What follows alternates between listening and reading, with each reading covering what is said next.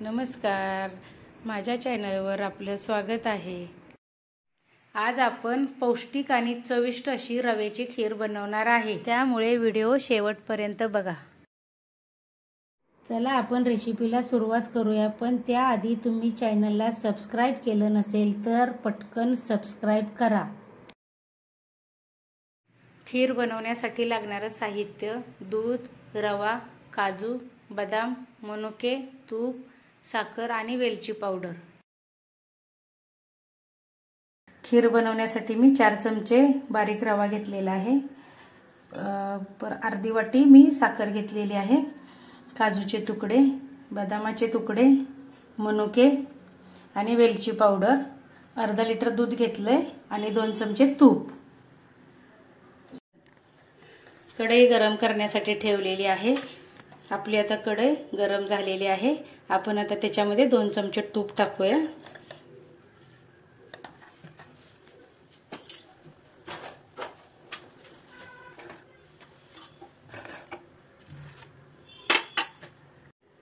तूप गरम झाले की त्याच्यात मी बदामाचे तुकडे टाकते।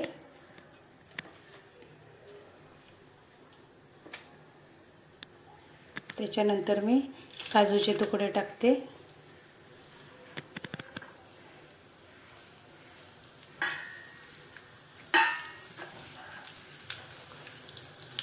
काजूचे आणि बदामाचे काप आपल्याला व्यवस्थित भाजून घ्यायचे आहेत।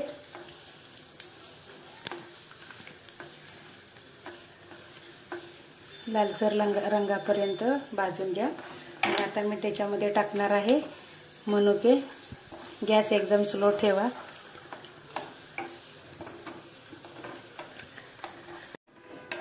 हे बदामाचे आणि काजूचे तुकडे भाजून झालेले आहेत, आपण आता काढून घेऊया। त्याच तुपामध्ये आपण आता बारीक रवा 3 चमचे आहे तो टाकलेला आहे। आपण हा आता भाजून घेऊया तुपामध्ये चांगला असा लालसर होईपर्यंत, खमंग वास येईपर्यंत भाजून घ्या। रवा आपला भाजून झालाय। जास्त रवा टाकू नका, नाहीतर खीर जास्त घट्ट होते आणि मग बरोबर लागत नाही। आपण आता त्याच्यामध्ये मी अर्धा लिटर दूध घेतलंय ते टाकूया।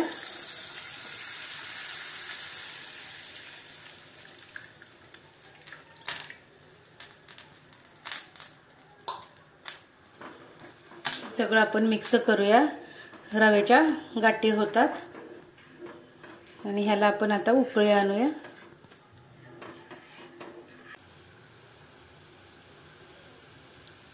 आपल्या आता खीरीला उकळी येत चाललेली आहे। आता आपण उकळी आल्यानंतर त्याच्यामध्ये आपण आता काजूचे आणि बदामाचे तुकडे टाकून घेऊया।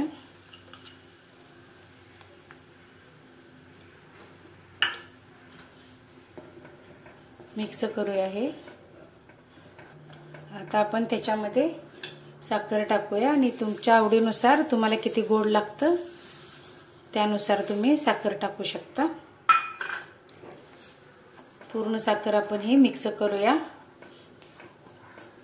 मिक्स पूर्ण अशी विरघळली पाहिजे, अशी आपण 5 मिनिटं शिजवून घेऊया खीर साखर टाकून झाल्यानंतर, म्हणजे साखर आपली पूर्ण विरघळेल। आपली आता साखर टाकून झाल्यानंतर पूर्ण विरघळलेली आहे। खीर आपली अशी या पद्धतीने करा, कारण थंड झाल्यानंतर पुन्हा खीर घट्ट होते। आपण आता त्याच्यामध्ये वेलची पावडर टाकूया।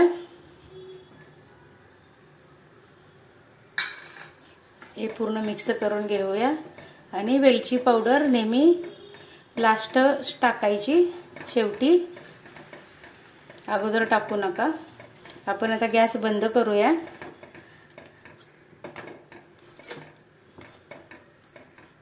आपला खिरीचा रंग बदललेला आहे,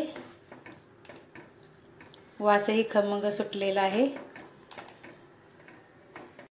आपण आता खीर वाटीमध्ये काढून घेऊया।